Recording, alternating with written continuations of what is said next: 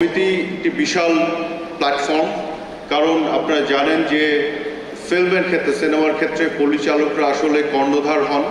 পুরো ভেঞ্চারটি একটি সাফল্যের সাথে শুরু করে শেষ করার ক্ষেত্রে পরিচালকদের বিশাল ভূমিকা থাকেন, এবং সেই পরিচালকবৃন্দ যখন একাট্টা হন এবং তাদের উদ্যোগে, পরিচালকদের উদ্যোগে যখন এরকম একটি আয়োজন হয়, তখন বুঝতে হবে তার মধ্যে অনেক দরদ, ভালোবাসা, অনেক শ্রদ্ধা, অনেক মায়া থাকে। এবং আমি মনে করি আপনাদের এই উদ্যোগটি আগামী দিনে আমরা আমাদের জায়গা থেকে সব ধরনের সহযোগিতা দেওয়ার সবসময় সচেষ্ট থাকব। এবং আমি যেটি দেখতে চাই, যেহেতু আজকে এটা প্রথম শুরু হলো, কিন্তু PFDA অ্যাওয়ার্ড এই নামটি একটা ব্র্যান্ড হিসেবে প্রতিষ্ঠিত হোক বাংলাদেশে। ভবিষ্যতে কোনো শিল্পী, কলাকুশলী এই PFDA অ্যাওয়ার্ড নিয়ে যখন দাঁড়াবেন, অন্য ধরনের একটা ইমপ্রেশন যেন তৈরি হয়। বড় বড় অ্যাওয়ার্ডগুলো যেমন হয় গোটা বিশ্বব্যাপী আমরা দেখি, বা এশিয়াতে, সাউথ এশিয়াতে। আমি আমার জায়গা থেকে অনেক শুভকামনা থাকবে, বেস্ট উইশেস থাকবে PFDA-কে এরকম একটি ব্র্যান্ডিং তারা খুবই অল্প সময় তাদের শ্রম এবং মেধা দিয়ে তারা অর্জন করবেন। এটি আমি আমার মনের অন্তঃস্থল থেকে আপনাদের প্রতি সেই আকাঙ্ক্ষা এবং সেই শুভকামনা আমি জানাতে চাই। শিল্পীদের জন্য সবচেয়ে বড় পুরস্কার তাদের যে অডিয়েন্স, সেই অডিয়েন্সের কাছ থেকে যে প্রাপ্তি, যে স্বীকৃতি, তার চেয়ে বড় পুরস্কার আসলে হতে পারে না। কিন্তু তারপরেও বিভিন্ন প্ল্যাটফর্ম থেকে যে উদ্যোগগুলি নেওয়া হয়, যে আয়োজনগুলি, অ্যাওয়ার্ড দেয়া এবং স্বীকৃতির মাধ্যমে পুরস্কার হাতে তুলে দেওয়া, সেগুলো পাশাপাশি অডিয়েন্স বা সাধারণ জনগণের কাছ থেকে যে প্রাপ্ত স্বীকৃতি, তার পাশাপাশি এই পুরস্কারগুলো কিন্তু প্রণোদনা হিসেবে কাজ করে, মোটিভেশন হিসেবে কাজ করে। সবচেয়ে বড় যে বিষয়টি হয় সেটি হলো এই যে আয়োজন, অ্যাওয়ার্ড দেয়া, এটি একটি আয়োজন, এবং এখানে কেউ অ্যাওয়ার্ড পাবেন, কেউ পাবেন না, কেউ এবার পাবেন, কেউ পরের বার পাবেন, এইভাবেই তো হয়ে আসছে। আমরা পৃথিবীর অন্যান্য দেশেও দেখে আসছি। কিন্তু সবচেয়ে বড় যে বিষয়টি ঘটে সেটি হচ্ছে সবার একটা মিলন মেলা ঘটে, সবাই একাট্টা হওয়া যায়, একটা কার্নিভাল হয়, একটা ফেস্টিভিটি তৈরি হয়, সবাই সবার সাথে দেখা সাক্ষাৎ হয়, এবং আবার মনে হয় নতুন করে নিজেকে রিএনার্জাইজ করে, নতুনভাবে উদ্বুদ্ধ হয়ে, উজ্জীবিত হয়ে আবার নিজের চলার পথে আবার নিজের মেধা, মনন এবং শ্রম বিনিয়োগ করার একটা উৎসাহ তৈরি হয়। সেই জায়গা থেকে আমি মনে করি এই ধরনের আয়োজন আগামী দিনে আরও বেশি বৃহত্তর পরিসরে ঘটুক, আরও জাঁকজমকপূর্ণভাবে হোক, আরও বেশি সবার দৃষ্টিগোচর হোক, সবার দৃষ্টিতে আসুক, এবং এটার মান, মর্যাদা এবং প্রেস্টিজ আরও উত্তরোত্তর বৃদ্ধি পাক। আমরা পিছন থেকে সকল ধরনের সহযোগিতা দেওয়ার চেষ্টা করব সরকারিভাবে। আমি বিশ্বাস করি সরকার সব কিছু করে দেবে না, সরকার সহায়ক শক্তি হিসেবে কাজ করবে। ব্যক্তি খাতে, ব্যক্তি উদ্যোগে যে বিষয়গুলি ঘটবে সমাজে, সেগুলো খুব সহজেই পরিস্ফুট যেন হতে পারে, বিস্তৃতি লাভ করতে পারে, তার জন্য পরিবেশ তৈরি করার দায়িত্ব সরকার। এ প্রসঙ্গে বলে রাখি, আমি শ্রদ্ধার সাথে স্মরণ করতে চাই জাতির জনক বঙ্গবন্ধু শেখ মুজিবুর রহমান। আপনারা জানেন বাংলাদেশ সৃষ্টির আগে উনি এই FDC-র যাতে যেন এক্সিস্টেন্সে আসে তার বিষয়ে পাকিস্তানে উনি প্রস্তাব তুলেছিলেন, এবং তার ফলশ্রুতিতে FDC-র কিন্তু গোড়াপত্তন হয়। এবং FDC থেকে বা FDC-র মাধ্যমে আমাদের শিল্পী, পরিচালকবৃন্দ যারা সিনেমার সাথে সম্পৃক্ত ছিলেন, তারা কিন্তু তার প্রতিদানও দিয়েছেন।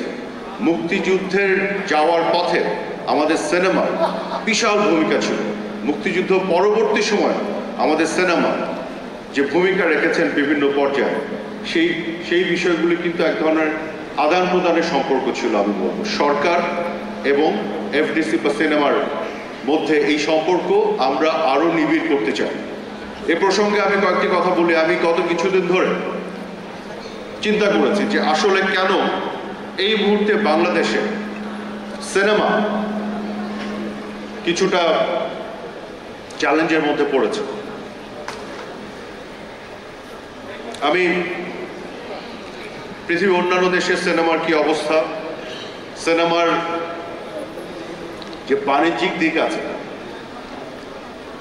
অর্থনৈতিক যে দিক আছে সেই বিষয়গুলো নিয়ে একটু পড়াশোনা করার চেষ্টা করলাম, বোঝার চেষ্টা করলাম কিভাবে আবার নতুন করে পুনরুত্থান ঘটানো সম্ভব বা কি কি কারণগুলোতে আমরা এই চ্যালেঞ্জগুলো ফেস করছি সেগুলো আমি একটু বোঝার চেষ্টা করলাম আমার নিজের মতো করে।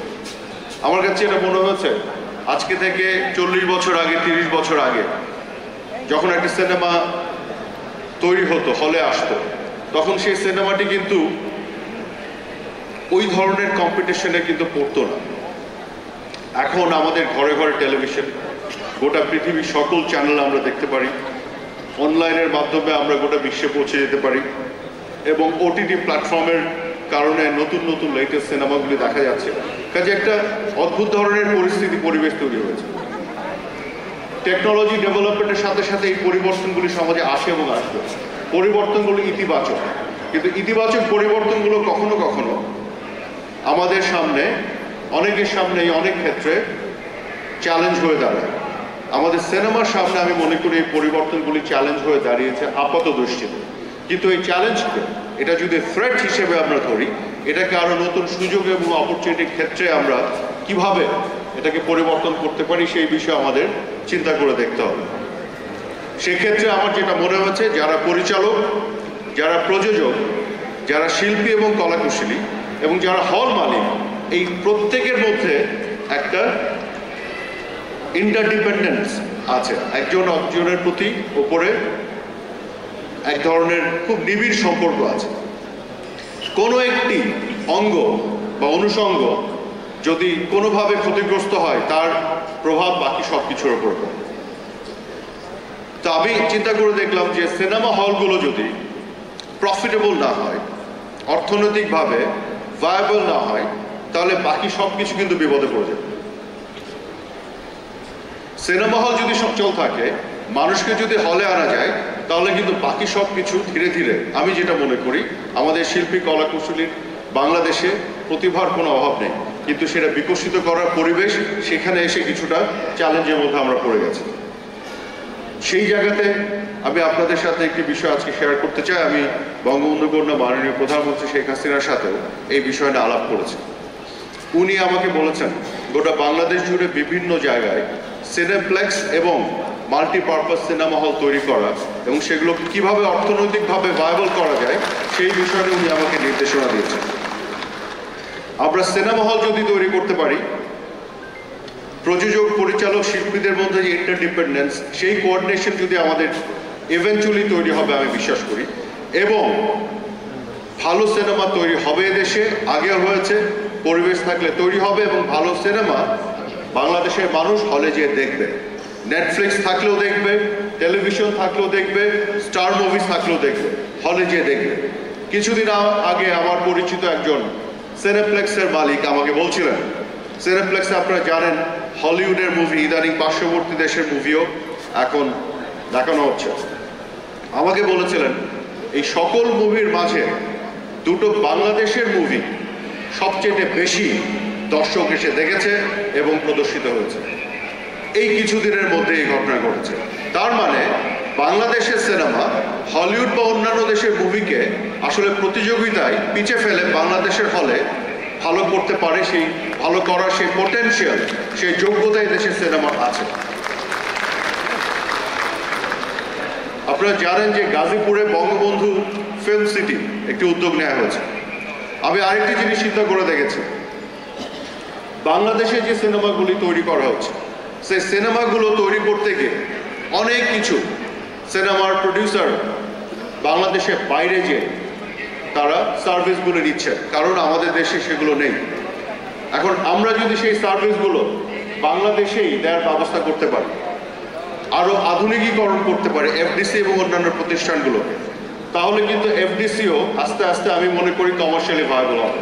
আমাদের এফডিসির এমডি এখানে আছেন, ওনার সাথে বেশ কবার আমার আলাপ হয়েছে এফডিসি নিয়ে। আপনারা জানেন যে এফডিসির এখন যে অবস্থা, সেখানে এফডিসি কিন্তু ফাইন্যান্সিয়ালি প্রফিটেবল না, এটা আপনারা জানেন, এবং কেন হয়েছে সেটাও আপনারা জানেন। এফডিসির মূল সোর্স অফ ইনকাম ছিল এফডিসি ল্যাব, যেই ল্যাবের উপযোগিতা বা ব্যবহার এই মুহূর্তে আর প্রয়োজন হয় না, কারণ এখন ডিজিটাল ফরম্যাটে সিনেমা তৈরি হচ্ছে।